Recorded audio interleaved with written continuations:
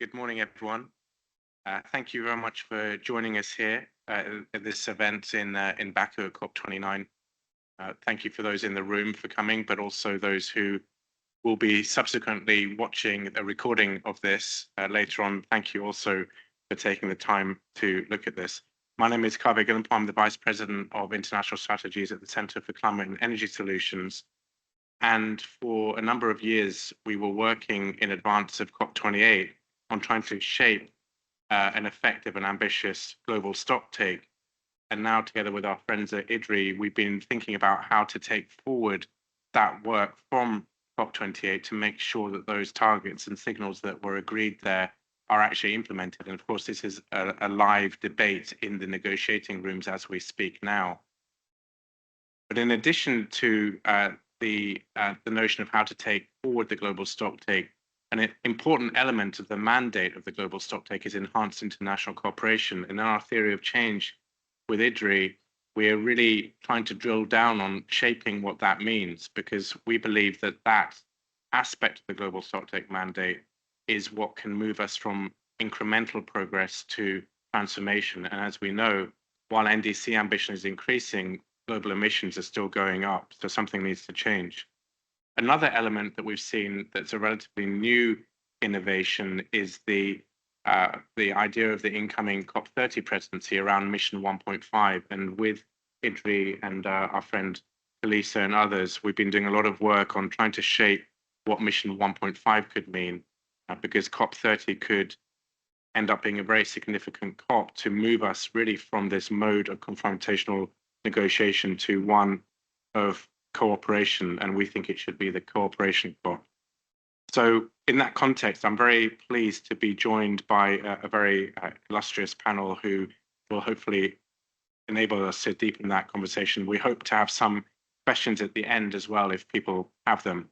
So at the far end, we have Xolisa Ngwadla. I'm always trying to pronounce your name properly, who's an independent advisor, but for many years has been involved with the Africa group of negotiators in the negotiations and was very critical to shaping the global stocktake. We have Mayra Jura, who's a project leader and official representative of the CGEE, and which is the Center for Strategic Studies and Management. We have Hannah Chambers, who's the multilateral climate engagement manager at the IEA. We have Marta, who's the director from IDDRI next to me, and coming a little bit late will be Pedro, who's the coordinator for scientific and technology affairs at the Brazilian Ministry of Foreign Affairs. He's obviously tied up in negotiations, but we hope to welcome him a little bit later. So first, I'd like to turn to you, Xolisa, and ask you essentially, how can Mission 1.5 catalyze enhanced international cooperation, particularly through the Troika's leadership?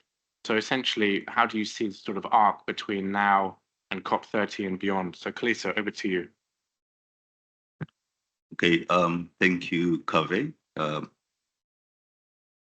I think Mission 1.5 is one of those rare gems that every now and then come out of COPs. Particularly that it responds to an area of the global stocktake, as you mentioned earlier.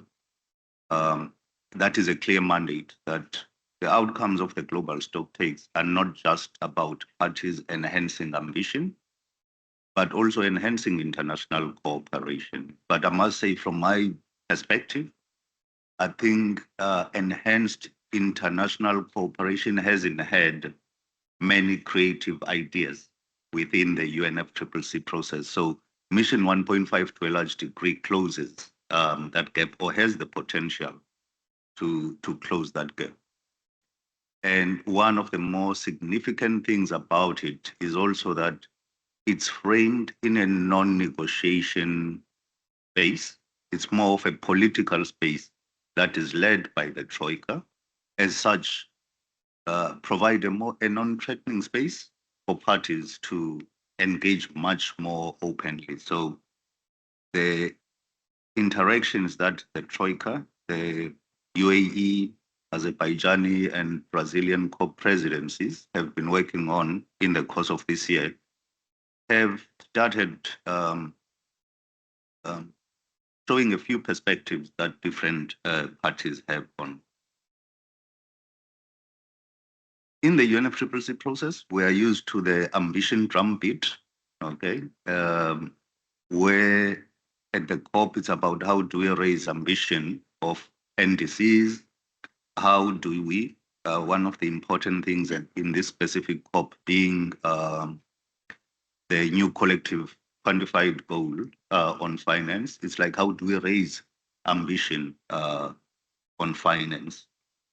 But what is evident coming out of the last global stocktake is that yes, we are behind on ambition, but there's even a more worrying problem, which is the implementation gap, because we risk building hot air in the system where committed numbers keep going up, but actual implementation is lagging. And it's important to examine what could be the cause of this disconnect between ambition and implementation and the role that the roadmap to Mission 1.5 can play. And I would suggest that it's largely due to the fact that the UNFCCC process is very inward looking. It's about, as I said, how do we raise NDC ambition, finance commitments, etc.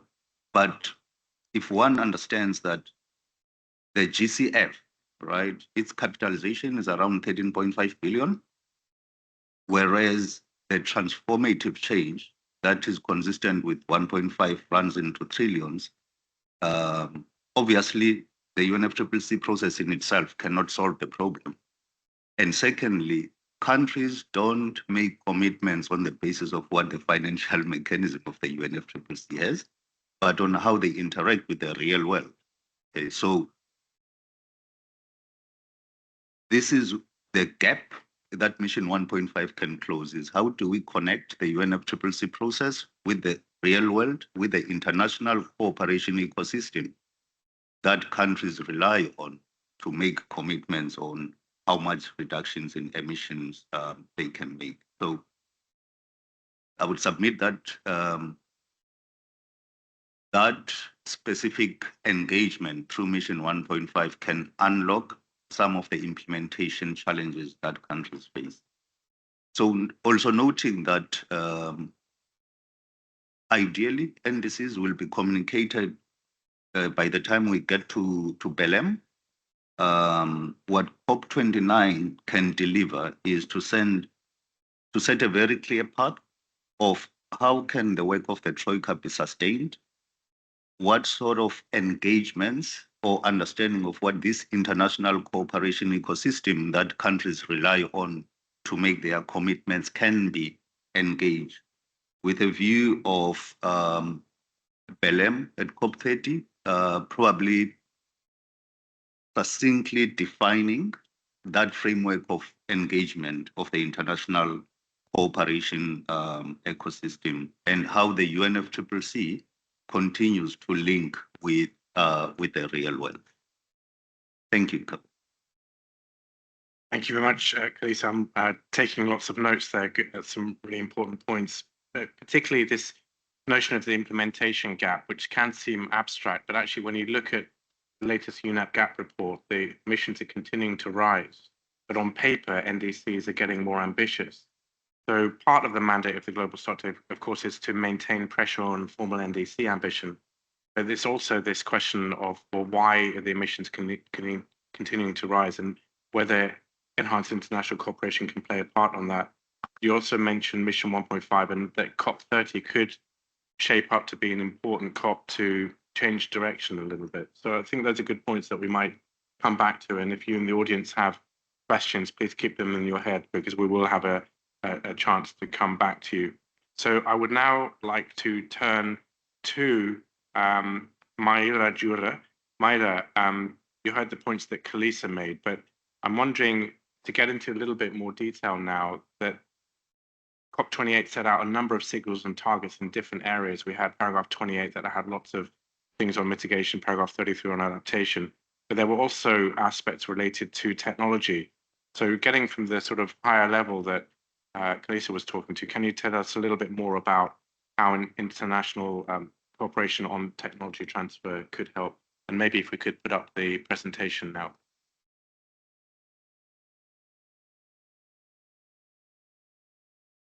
Good morning, everyone. Thank you. I would like first to briefly present CGEE to show a little bit of how we've been working and trying to contribute to Brazilian preparation to COP30, and also to trying to make this important linkage between the climate change actions and needs with the Brazilian development strategy. So let me try. No. Okay. Then CGEE is the third sector organization linked to the Ministry of Science and Technology and also to the Ministry of Education. And then our actions is really committed to the support decision making.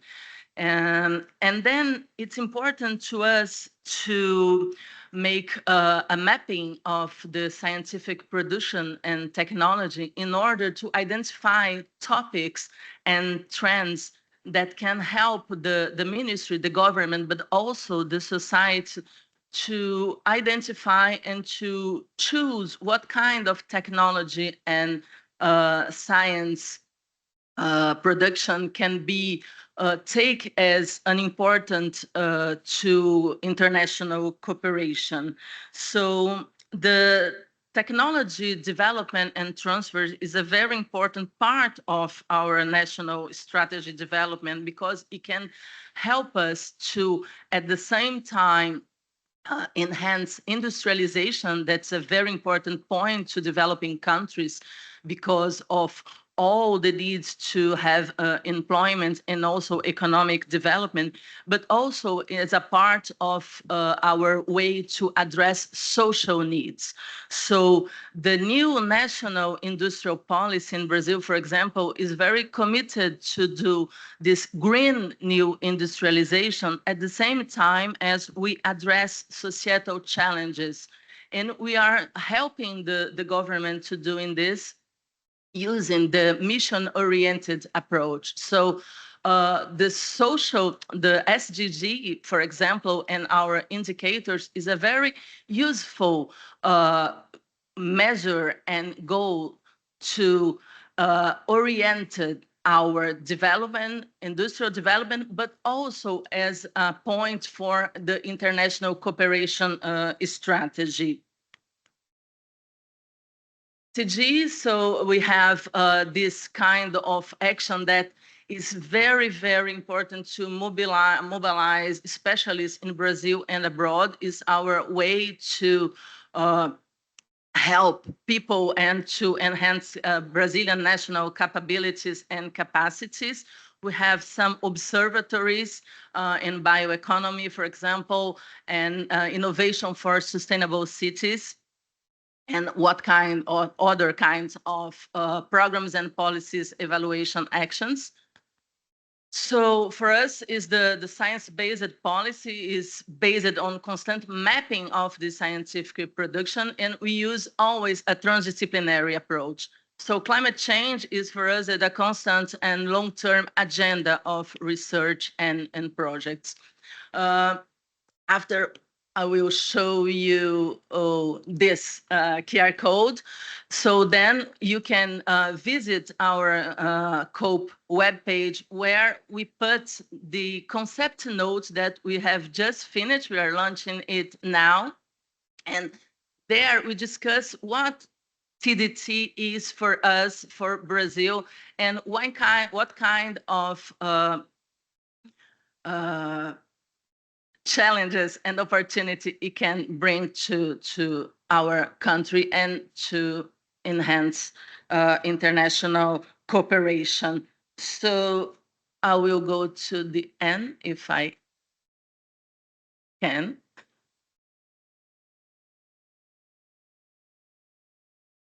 Oh, I'm sorry. not going the right way.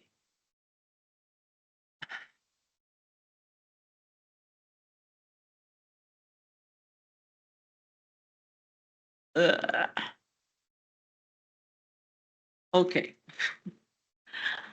I'm leaving space to the questions after, but I would like really to highlight this point that it's very useful to try to link climate change actions and the choice of developments to the transfer and also to development.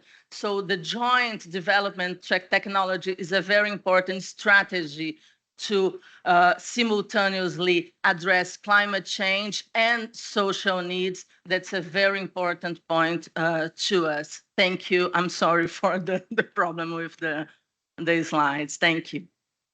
Problem. Thanks, Myra. I think we had a technology transfer problem there with the slides, but I think you raised some really good points, and it was good to hear specific ideas for how enhanced cooperation might work on the ground, particularly from Brazil, because your country is going to be extremely important in taking this forward. And I think the slides, you shared their QR code. I think that will be available on the side event website, so people can dive into that a little bit more.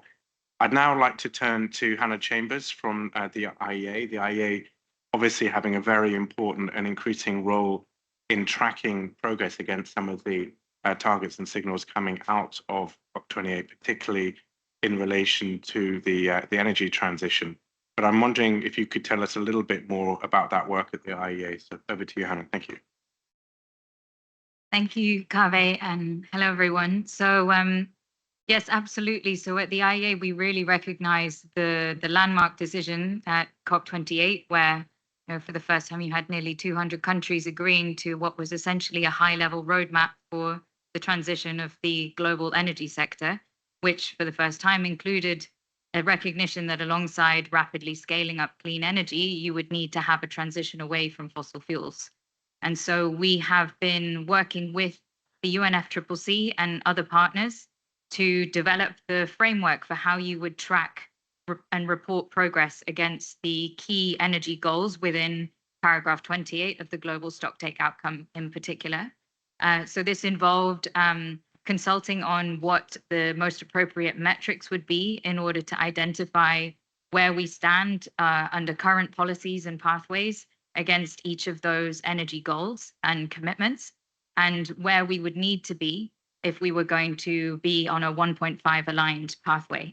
And we have worked throughout the year to publicize these findings and give a kind of global picture of progress, as well as dive more deeply into regional and country level progress against each of these goals. In particular, we came out with a new report around the UN General Assembly and New York Climate Week called From Taking Stock to Taking Action, How to Implement the COP28 Energy Goals. And just to give a couple of the key findings from this report. So we really identify that full and timely implementation of those COP28 energy goals would be a very important course correction for the global energy sector. Fully implementing and achieving the goals to triple renewable energy capacity and double the rate of energy efficiency by 2030 would by themselves cut 10 billion tons of CO2 emissions by 2030 and close 2/3 of the gap between our current business as usual trajectory by 2030 and where we would need to be if we were going to achieve net zero emissions by 2050 in the energy sector. So even just those two goals alone would be a huge contribution to reducing demand for fossil fuels, to speeding up the electrification of energy systems and increasing energy efficiency. And on top of that, in that report, we explore what the implications would be for new NDCs as countries are setting these right now for 2035.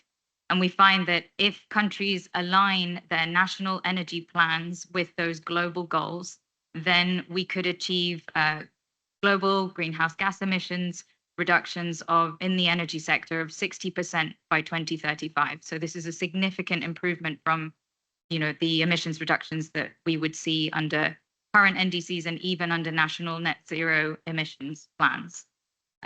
So we have, in addition to doing this analysis, been really focusing on taking these messages to as many fora as we can. We've worked closely with the COP Troika to put these messages through the Mission 1.5 convenings that they've been holding to encourage and shape the ambition of countries as they develop their new NDCs.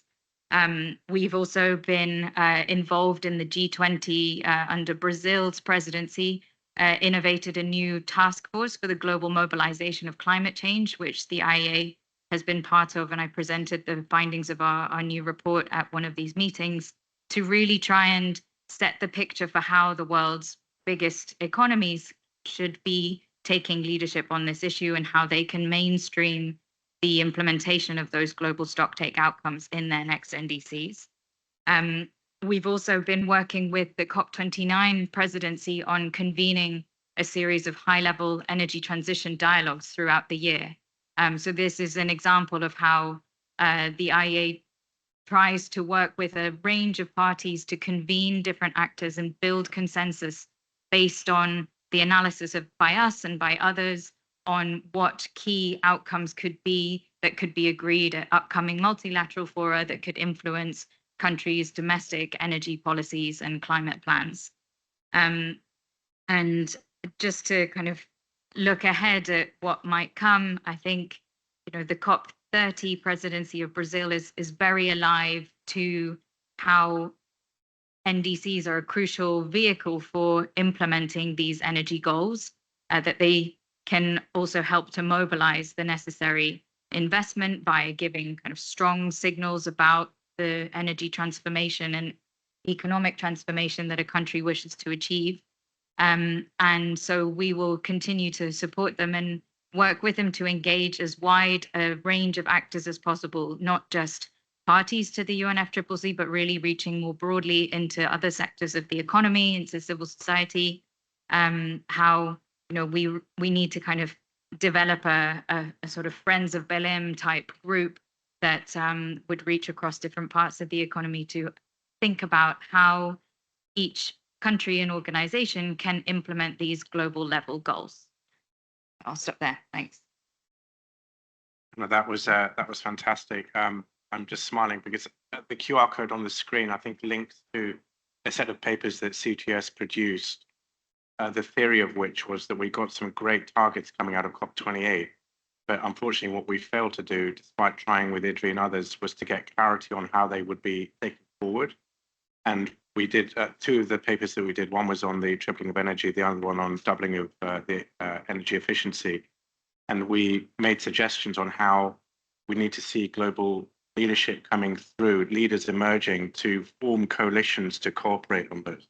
And essentially, I think IEA and IRENA and others are really showing that, and they're charting a path forward so that countries and private sector who are interested in these signals have somewhere to go to and can see a roadmap forward, because otherwise you're just left with a decision and no idea on how to take it forward. And all the things you're doing are really inspirational. I think what we really need to see is that emerging for every single one of the COP28 signals in the rest of paragraph 28, but also on adaptation. And that's just not happening. So that's really important. So please do read those papers. We're hoping that at some point Pedro from the Brazilian delegation will come, but he hasn't arrived yet. So I'm going to turn to you, Marta, to give us some of your wisdom and maybe thoughts on filling in the gaps on things that that others may not have said, and all the excellent work you've been doing on Mission 1.5, the energy transition. IDDRI, over to you. Thanks, Kaveh, and yeah, good morning, everyone. Yeah, again, and just so I'm going to build on much of what has already said, and Kaveh and Xolisa, and really, I think the papers, I think, also try to capture these. So whatever is not clear, just go for them, and I think that could fill some of the gaps.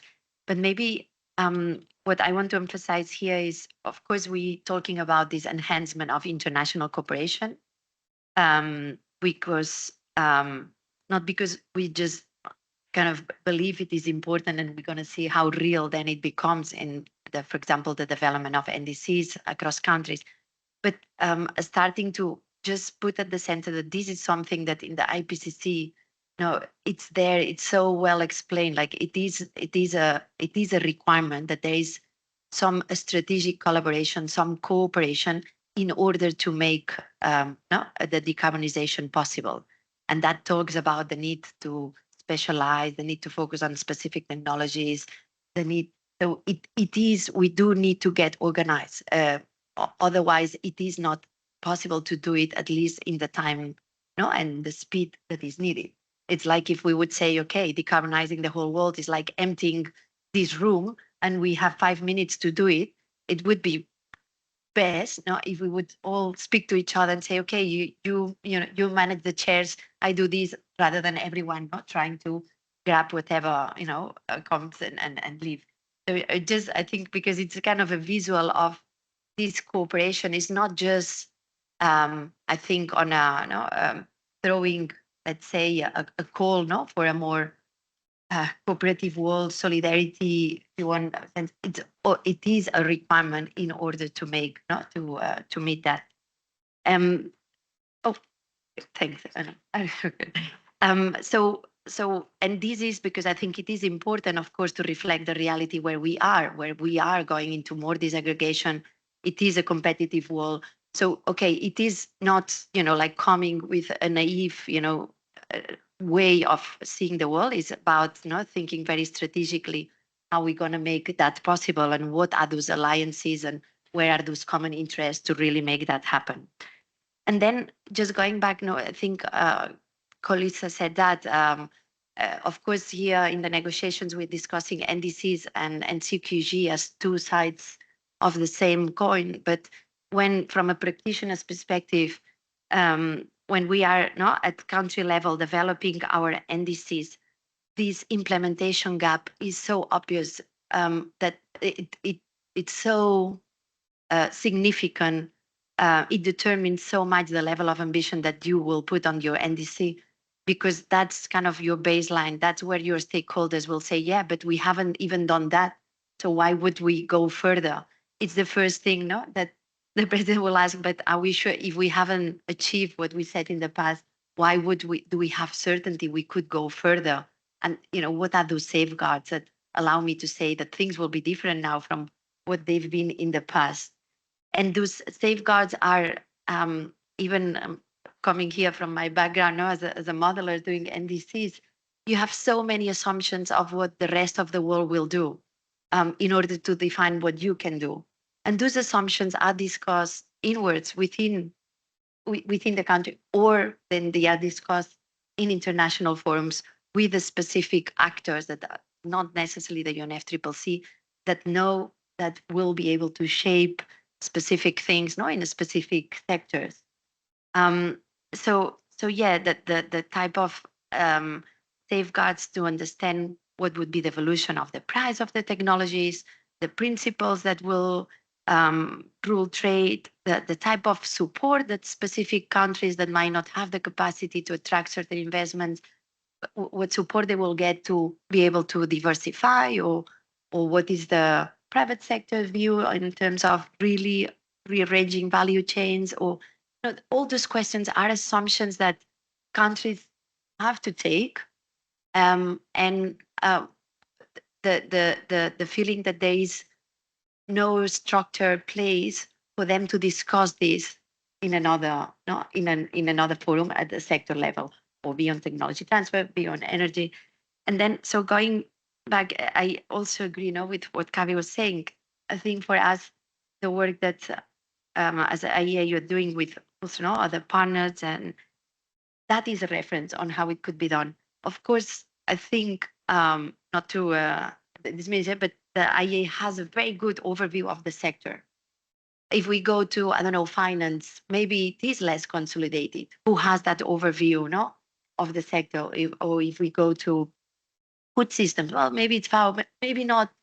So identifying these coalitions, these champions, this, you know, group of organizations that can do it. And then there are, I think, in certain sectors that I think that, no, the transition is happening, that there is certain direction. There are in others where the trade-offs are still very, very visible, or not necessarily addressed, maybe in and we could, I don't know, like how an easy one, no, that would, for example, be the links between climate and biodiversity. And we already see, how difficult it is then to have that discussion between UNFCCC, and CBD in a structured manner. So here is, that I think what we saw in Mission 1.5 specifically is a political space where you could identify those topics, those people that could take responsibility on the implementation of these GST outcomes, so that there are those spaces for these multi-stakeholders, like to discuss, to bring science into this discussion. So it's not just, politically driven, but it's really understanding what does it mean Paris alignment for these international organizations, and then be able to explain, to bring this back to UNFCCC, to the countries, so that we see this reflected in the NDCs and, more important, in the implementation of the NDCs. I think the last point, Kaveh, if you want to then, I think, as you were saying, this is some of the avenues for, trying to move from this incremental approach that we have an ambition to something that is more structural. As you said, Belen also marks these 10 years of the Paris Agreement. We are on this new phase of implementation. Will we have some of those ideas crystallize, into COP decisions, so that these ideas also are integrated in the negotiation process as well? I don't know. I'm not the negotiation myself, but that's what we would hope, that some of those can be mainstream in Berlin. Thank you very much, Marta. So we've raced through some fantastic presentations, and we're going to have some time for questions in the audience. So please think of some, because I recognize some faces and I'll pick on them. So you need to save them by coming up with your own questions. Just a few things that you said that really triggered some thoughts in my head. This sort of gap between implementation and target setting. So the Paris Agreement architecture has been really fantastic in creating pressure for upward movement on targets. But what it hasn't been so good at is obviously the implementation of that. And as you say, if COP29 delivers on the NCQG and it delivers also on the Article 6, essentially we're going to get into a phase where the big negotiating issues and elements of the Paris Agreement will be in place. We'll have had one round of the ambition cycle. So it offers an opportunity for COP30 to be really transformational and rethink what the regime is about and how it could move towards this enhanced international cooperation phase. And as you said, I think Mission 1.5 is creating the possibility of a political space for that conversation at a time when we're celebrating 10 years since the Paris came into force. So I see we've been joined by Pedro. I'll give you some time to breathe. But thank you so much for joining us from the negotiations. We might take a couple of questions from the audience and then come to you, just so you have a few moments to land. So I know what that's like. But do we have any questions from the audience? Yeah, we have a lady here, please. Yeah, hello, my name's Fiona Ryan from Forest Development and Climate, and I've noticed when people talk about the NDCs, they keep talking about 2035 and targets are all 2035, and the global stocktake says countries should look at readjusting their 2030 targets. So I was wondering if anybody can speak to those short-term targets. I mean, I come from Australia, so our target, our latest NDC was set last year, maybe the year before. So, there's opportunities for countries to reset their NDC at any time.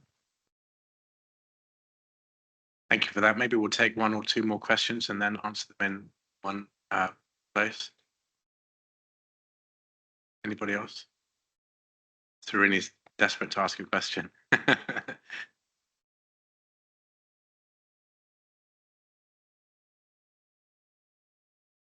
There you go. Thanks very much for the interesting interventions and presentations. I actually had a question for Xolisa, but he's gone, so I will, hopefully Marta or Kaveh, you might be able to get back on this. So was just picking up on his point about the need to connect the UNFCCC sort of inward-looking process with the external ecosystem and the international cooperation ecosystem. And I fully agree that Mission 1.5 provides a great opportunity to do that. And we have seen that in practice with the recent ministerial statement on the TF Klima that came out with strong links and reaffirming commitment to the GST outcomes in paragraph 28. So that was really positive development, and really hope that that kind of commitment on paper is translated through the various collaborations that also the IA and others have mentioned.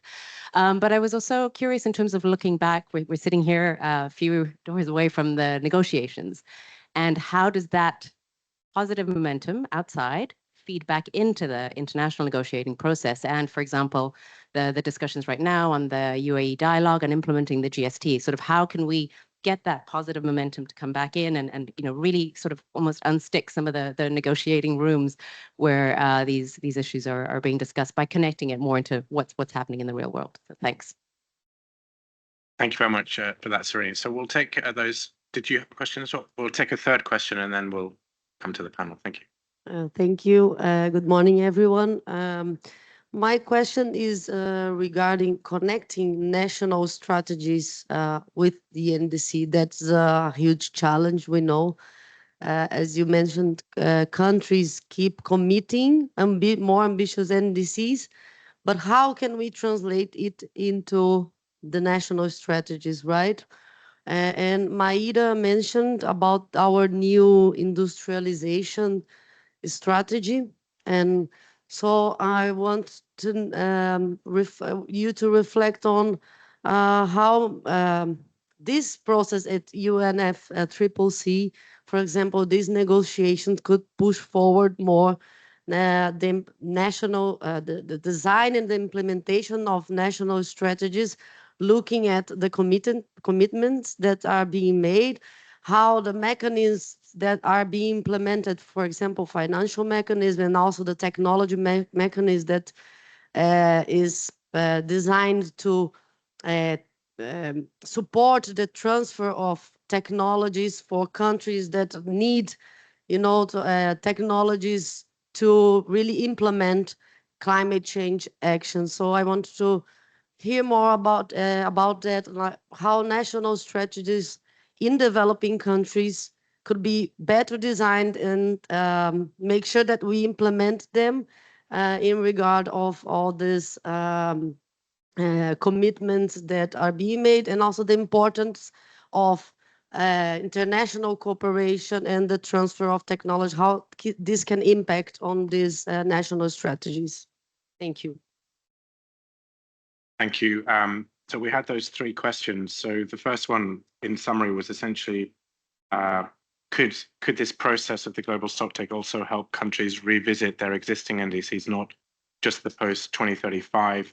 The second one is, how can you connect the UNFCCC better to the outside world and what's happening there, and what could be the role of Mission 1.5? And then the last question is, how does this sort of international process and cooperation maybe help with pushing forward national strategies and implementation, including with a particular focus on technology? And just to give Pedro a warning, after we've answered that, I might ask you a little bit about how Brazil sees the outcome of the global stocktake and how could international cooperation be advanced ahead of COP30. So you have a few moments to think about that.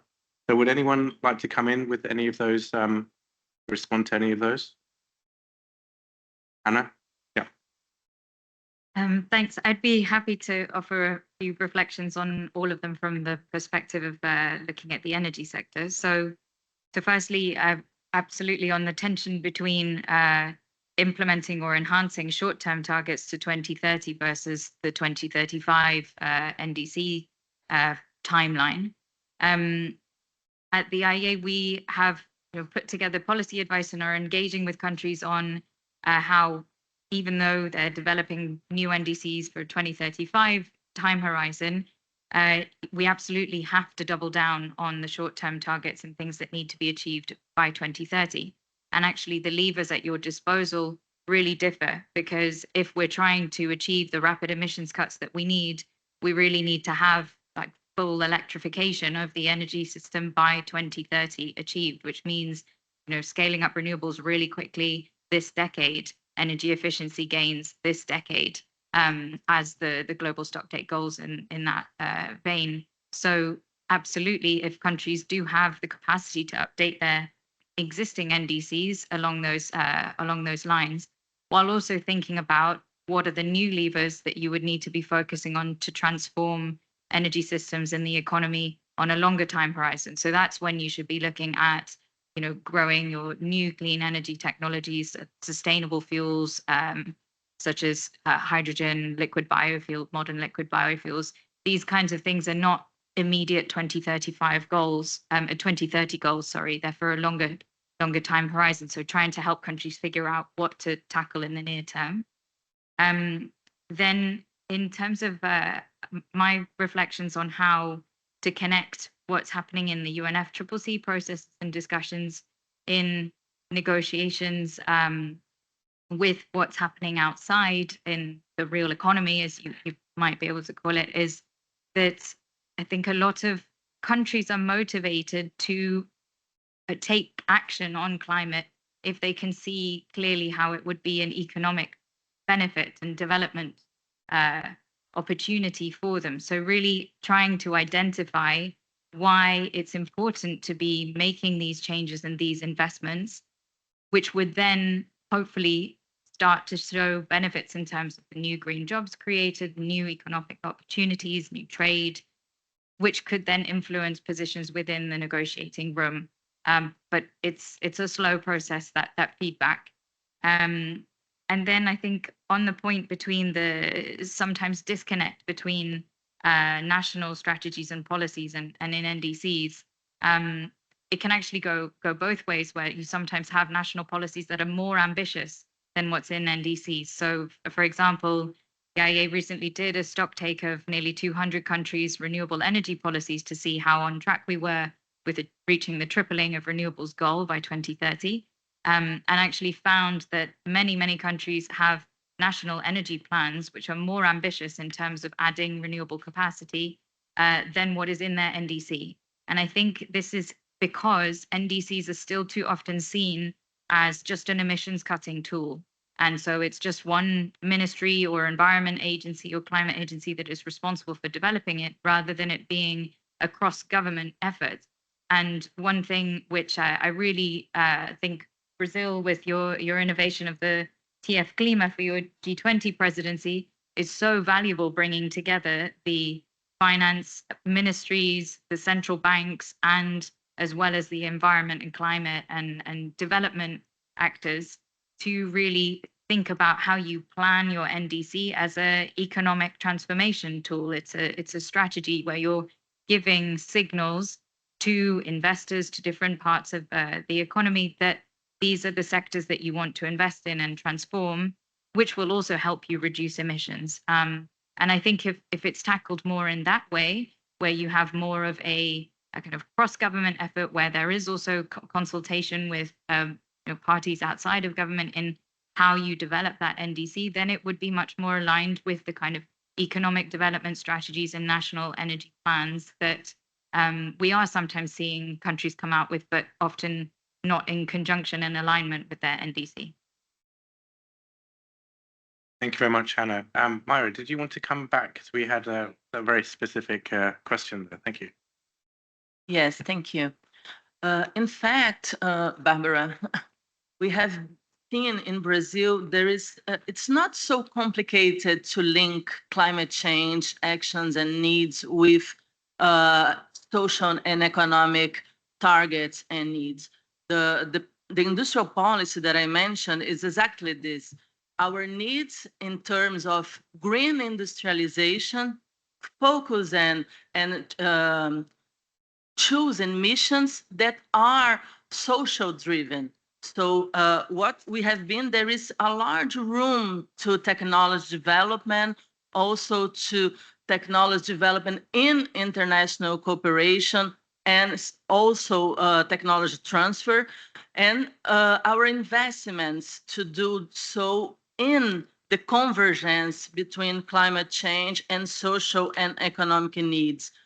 Moreover, I would like to highlight that Brazil has a large innovation system and a big institutional capacity and science and technology capacities. We are also a scientific country, isn't it? So we have large possibilities to cooperate in reciprocal terms with other countries, not only with South countries, that's very important to us, but also with the North in a mutual reciprocity terms in order to address climate change needs, as I said, and our development, national development goals. We are doing this, for example, also in big national investments as the program of acceleration of the growth, where we are trying to identify, and CGEE is helping do so, identify technology priorities where this investment can invest and enhance at the same time our needs, our strategy to economic development, but keeping in mind the need to green this industry and to contribute to climate change goals. Mara, I actually really love those three questions because I think they encapsulate the challenge and also the opportunity of what we're trying to do. So essentially on the short-term targets, having been involved in drafting some NDCs in the past, I think it's a bit of a red herring, this distinction between the sort of pre and post 2035 target. Once a country sets a new 2035 target or 2040 target, it sets an immediate signal on the trajectory for all stakeholders. So I think that question about the short term is really important. But even if countries don't formally revisit, the impact of having a 1.5 aligned 2035 target and a net zero target already sends a signal to all relevant actors that that's the trajectory, regardless of what the short-term target might be. On the how the UNFCCC connects to the external world, I think what we're seeing increasingly, and as we move towards net zero in every economy, the headwinds that push back in terms of social concerns and the low-hanging fruit having been harvested, we're going to have to create a system where the UNFCCC is relevant to creating that political space for leaders to step in and lead, whether they're leading countries, companies, or local communities. So I think the global stocktake and how we take forward the signals, it really needs to be capable of being translated into messages that mean things for normal people. Because 1.5 is abstract, but clean air, clean jobs, a safe place to live, these are things that people can relate to and that can create the space for leadership. And then finally, on the how to connect the strategies, the global stocktake to the NDCs and on the ground, Article 4.2 of the Paris Agreement is a legally binding commitment or requirement for countries to put in place domestic strategies to implement their NDCs. I love that article because I would help negotiate it. But people say the Paris Agreement is not legally binding. There's parts of it that are legally binding. And one of them is that every country has to put in place policies to try to implement. So as well as the headline target, I think what we need to look for in new NDCs is, are there specifics on how to take them forward? So the reason for my intervention was to give Pedro even longer to think about his response to the question of Brazil has set in place Mission 1.5. Brazil was very active in negotiating the 5-year ambition cycle of the Paris Agreement, and actually was almost in a minority of countries that was pushing for a 5-year cycle and finally succeeded. And now we're just over a year away from a COP in Brazil. So Pedro, how do you see the global stocktake? What do you want to see coming out of COP29, and how can we help build momentum towards your COP in Belém? Over to you. Yes, thank you. Thank you very much for inviting me to participate here in this event. And apologies for coming late. I'm jumping from negotiations to negotiations, and it's the schedule, especially today, is incredibly packed. So apologies for that, but I'm very glad to be here. Yeah, I mean, well, when I started my diplomatic career, so many years ago, one of the lessons that I have received from an old ambassador was that a good agreement is when all parties are equally dissatisfied, with emphasis, of course, on the weak equally. I mean, there cannot be one party that is more dissatisfied than other. Being in the climate regime, I realized that maybe I think we should reconsider this aspect of dissatisfaction, because I mean we have a concrete challenge, and I think and it's I mean a vital challenge that we need to address here, and I think we need to put our efforts to really make sure that we address and attain our targets. So I think the GST outcome was, I mean, what we could get. It is, I mean, we need to value the fact that this is a consensus outcome. Of course, then there is the next step of coping with the various interpretations on diverse interpretations of the GST outcome, which has been a challenge throughout this year. Colleague here from IAE has mentioned the TEF Klima, and I think in the discussions in TEF Klima we have seen that how diverse the interpretations on the GST were, and it was, but at the end, I think we managed to have a very important ministerial outcome that has embraced, I think, the importance of having economy-wide NDCs, and has indicated quite clearly that we need to have some type of restructuring. Maybe some parties wanting more restructuring, other parties wanting less of the financial system in order to align it with the targets of the Paris Agreement. So I think we are very, I mean, we are in a context very polarized, and we have been seeing this now in the various negotiations here in Baku. But we, I mean, have the confidence that what we have achieved in the G20 will have some kind of effect in the, let's say, in mobilizing the ambitions that are necessary for this NDC, the current NDC cycle here.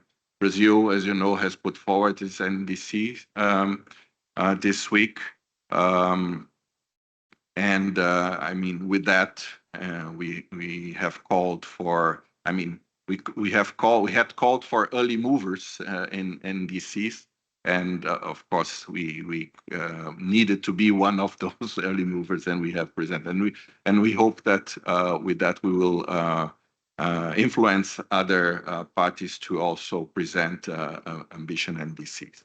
But for that, I think it's essential that the means of implementations are in place. I mean, there is always the discussion. That discussion also happened in TEF Klima. What should come first, ambition, and then we think first about ambition, and then we mobilize I mean, the resources for that, or should we first guarantee there are resources available so that we can have ambition? This is let's say, a debate that has always been there. But of course, as a developing country, Brazil firmly believes that the means of implementation should be there, and so that we can encourage countries to be more ambitious in terms of their targets. So that's why actually the sequence of COP29, NCQG, and then COP30, Brazil, where we will be evaluating the NDCs that will be put forward, I think it's essential and fundamental. And that's why also we have decided to, in TEF Klima, to have means of implementation as the, let's say, highest priority. So we, coming to the aspect of COP30, I think we will be in a moment where we'll be evaluating the condition to evaluate whether the new ambition that have been put forward by countries are exactly leading us to attain the objectives of the Paris Agreement or not. And then we need to rethink what actions to take from there. But one aspect, I think, of means of implementation, of course, we are here discussing, main topic is finance here, but one thing that, one sector that it's important to address that has been commonly been neglected within this regime is the technological aspect. And I would like to stress that here because I am a technology negotiator for Brazil. And in Baku, we have an important mandate here, and is to start negotiations on a technology implementation program, which is something that developing countries have been fighting for a long time, but finally it was the mandate managed to be approved within the GST last year. And why is it so important? Well, first, we have a regime that is over 30 years old, and only after 20 years since the convention was approved is that we managed to establish a technology mechanism within the regime. So it was established in 2009, 2010. And the amount of resources that have been devoted to the technology mechanism has always been very reduced, very limited. And with that, we managed to make progress in the sense that we managed to establish a process that will help countries identify what their technology needs are. So the famous TNAs, technology needs assessment. So that process is in place. It's actually a very good process, very well established with, concrete information that are needed. And today, over 100 countries have TNAs in place. But the problem is moving from needs assessment to implementation, to really actual effect on the ground. That is where the regime has been really, lacking some concrete action. And that's what we are trying to negotiate here in Baku. I think there is willingness, I sense there is willingness of various parties to advance in that. But the way to get there, I think that then the parties, of course, diverge. But I think that is a fundamental piece, because I think without technology, we are not getting there. Should go without saying, but it's always important to stress.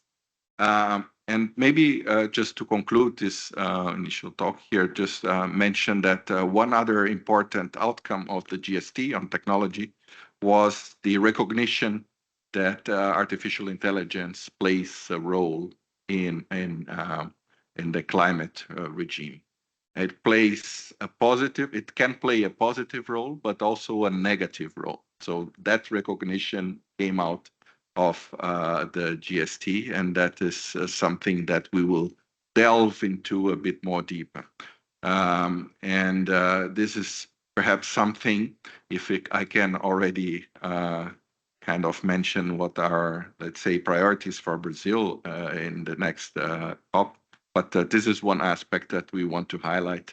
How AI can serve our objectives in mitigation, adaptation, but how can we also make sure that the negative effects, the carbon footprint of data centers, of high performance computing infrastructure can be lowered and also can serve the objectives of developing countries. So just in a nutshell, I think the question was quite comprehensive. I just wanted to, comment some items. Thank you.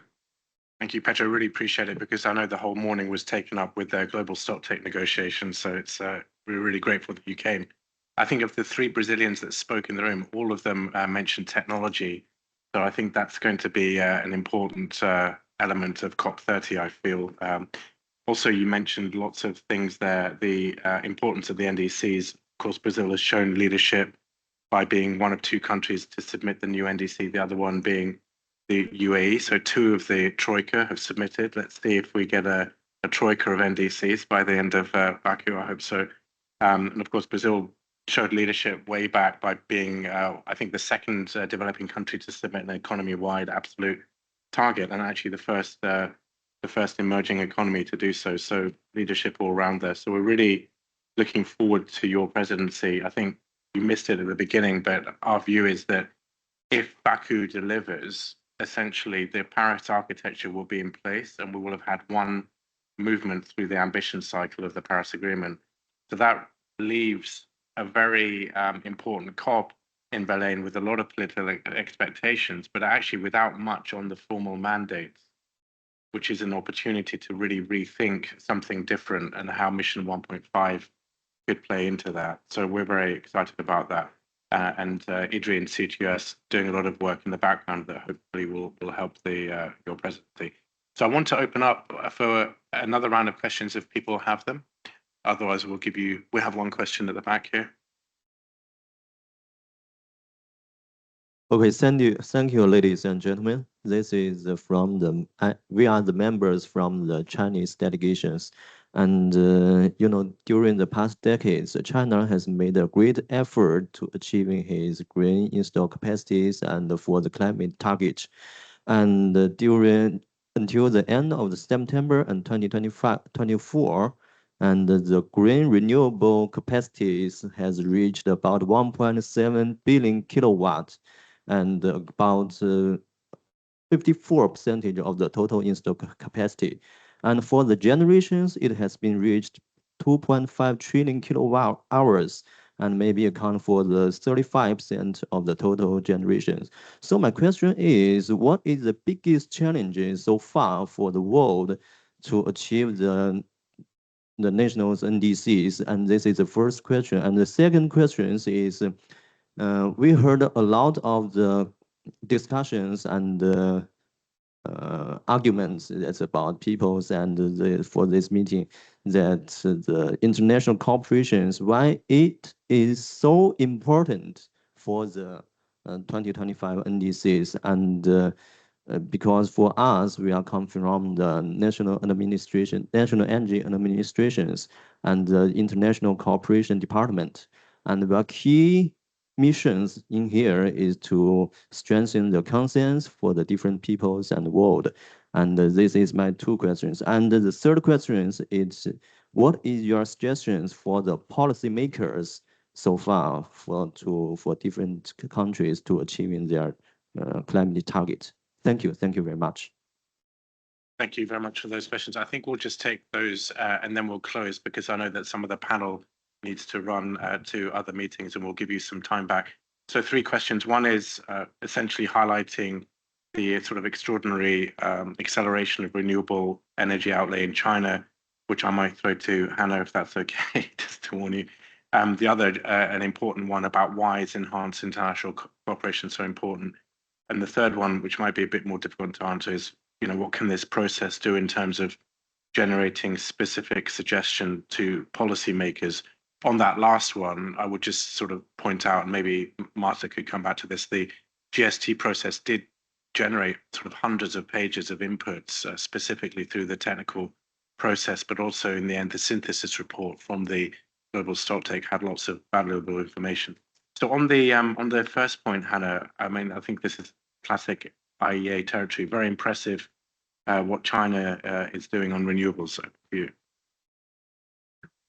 Yes, thank you. So what China's doing in terms of record-breaking installations of renewable energy is unprecedented and incredibly impressive, and is really, benefiting others by bringing down the cost of these technologies. However, I want to make the point that renewable capacity additions does not mean useful power generation necessarily. And that's why it's so important that we also focus on enabling factors like rapidly scaling up the amount of energy storage that we have, grid capacity and grid infrastructure, modernizing grids that already exist in order to really realize the full benefits of these massive renewable energy capacity additions. We have to have that capacity being translated into electricity that actually reaches consumers, households, industry, individuals, so that we can achieve the affordability benefits in cheaper energy prices and also the emissions reduction benefits. And so I believe that there is a lot, and to start to go into your second question about the importance of international cooperation, that there's so much that countries can learn from each other. So, China is at the leading edge of the clean energy transition in so many respects, and can share that expertise with other countries and can share the technology breakthroughs with other countries. Equally, the global stocktake outcomes in not just on energy, but if for them to be implemented, no one country holds the solution and holds the means of implementation, as Pedro was saying.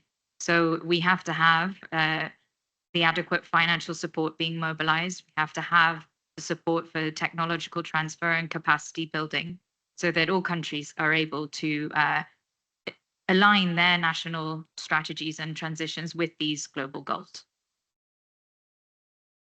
Thank you so much. Did anyone want to come back on either of the other questions? Marta, go ahead. No, thanks for the questions. Of course, so maybe on the why international cooperation, I mean, within the process, the GST outcomes, it was already said that it had to both inform NDCs and it had to inform enhancement of international cooperation.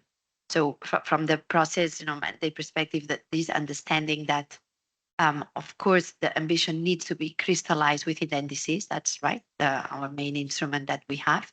But for those NDCs to be truly credible, implementable, we need to put in place global enablers that would allow countries to go further. Because maybe the sense, and of course that's very different across across countries, but in many countries, particularly in developing countries, seeing a limit in doing NDC development of how much within my capacity I can go further, because they are takers of prices, they are takers of technologies, they are takers of many things, and this is really a constraint that in the discussions on the NDC development, that there are things that are not under my control and that depends on others or on these global enablers. Of course, these global enablers, we can have international organizations that are critical. Of course, those international organizations in the end are also driven by countries. So it's not to say that, with kind of re-changing the structure in the sense that it has to be more top down or more that needs to be more. No, it's really like, I think the opposite. It becomes more and more important for countries to be able to actually unpack what are those specific needs, what are those levers that they see that maybe if they are agreed, international would make their, they will be able to go back to their domestic constituencies to say, yes, I can go further because I have the guarantee that this lever that would help us going further, it is going to be discussed in whatever forum, probably not in the UNFCCC, but wherever it needs to be discussed. But it's really that sense, I think, a response of saying there's all this pressure within the NDCs, but many countries feeling a bit tight, at least within the ministries where those NDCs are being discussed. So to be said, but maybe if I may, sure, because it relates to the discussion that we were having before about mainstreaming into the national policies. Also, when we're talking about this Mission 1.5 to potentially be able to host those dialogues that could happen actually in the process, but they are not happening because they are negotiating spaces. They are not treated as really a dialogue.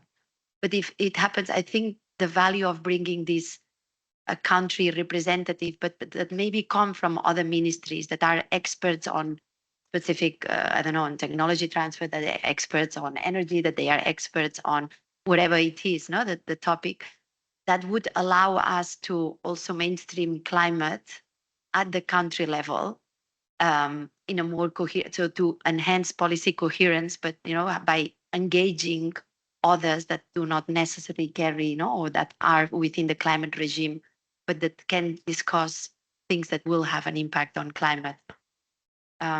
So it is, I think, the international cooperation, what it has is that brings climate into other regimes, or without telling them what to do, obviously, but with bringing some coherence or trying to enhance some coherence between climate and other regimes, being trade, being industry, being technology transfers, whatever it is. Thank you, Marta. Pedro, I'll let you have the last word, and then we're going to close. Unless Myra, did you want to come in as well? Pedro, you go ahead. Yeah, very quickly. Actually, on the first on what was just mentioned on bringing in other regimes and having that connection with the climate regime. I think one exercise that we are doing right now, especially on the digital front, in which we are engaging quite closely with the ITU, the International Telecommunication Union, in order to make sure that the advancement of the digital world takes into consideration, of course, and cares about the climate aspect, and that also that the while addressing some challenges on that side, for example, bridging the digital divide that exists today in the world, we make sure that we attain the climate target. So I think that is one process is ongoing. We've seen already some interesting movements from on their side. For example, the ITU will be debating tomorrow here in Baku on the Green Digital Action Agenda. So I think there are very positive examples on this. Perhaps combining two questions and offering an element on the aspect of international cooperation and suggestions for policymakers. One example I can take from the Brazilian G20 presidency and the TEF Clima, the task force, is that we have promoted a lot the instrument of country platforms. Country platforms as a means to align climate targets with developmental targets and how to mobilize resources for that. So Brazil launched its country platform end of October. And I think the important and maybe most important element in that country platform is the active involvement of our development bank, BNDES. I think that it's a central piece for our country platform, because apart from making sure that there are resources available to attain our climate targets and our development objectives, our development bank is actually our interface to the international financial architecture. So how to best have access to credits and to financial resources through our development bank. I think that is also something very important.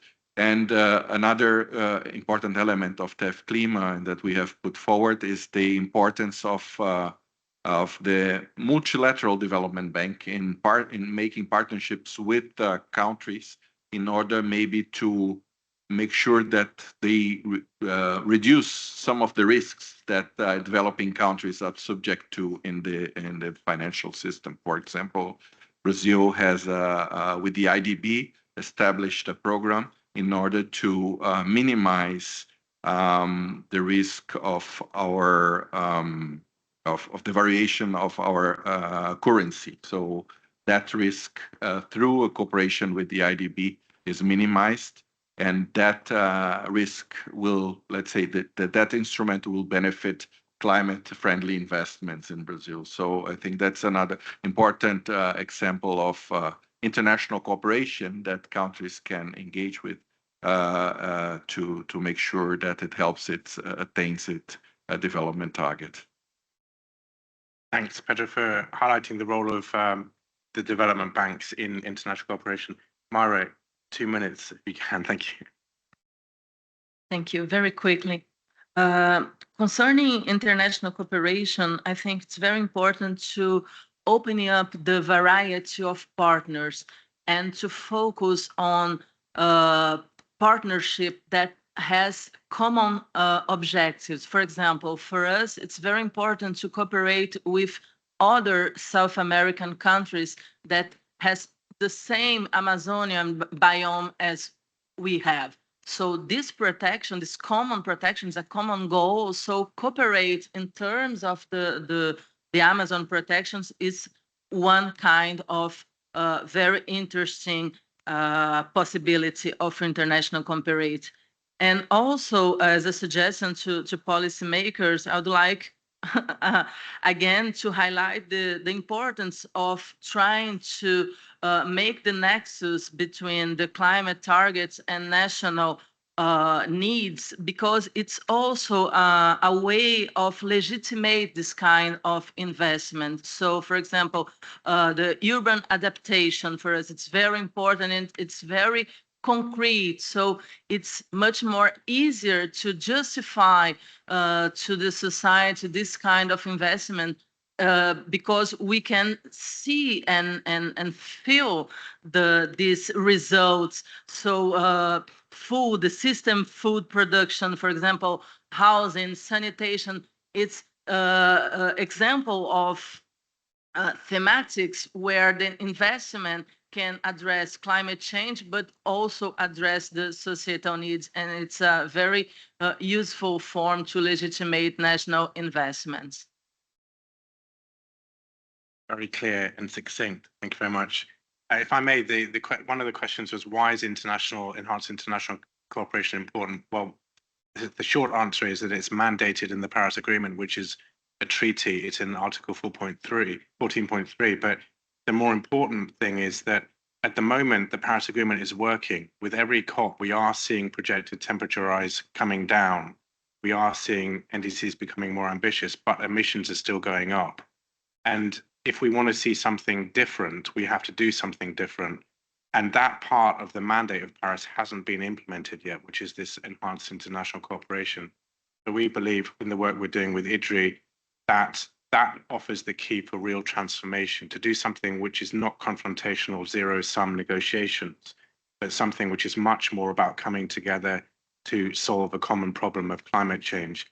And if COP29 delivers on its mandates, I think COP30 could really be the cooperation COP, where we move away from confrontational negotiations, because most of the really big negotiations will be over, but move to a model where that we could cooperate and use Mission 1.5 to do that.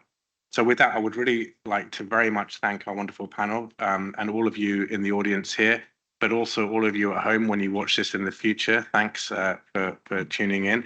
The QR code on your screens gives resources to lots of papers and further thinking on this. And also thank you very much to IDDRI for co-hosting this with C2ES. So thank you very much, everybody. Thank you.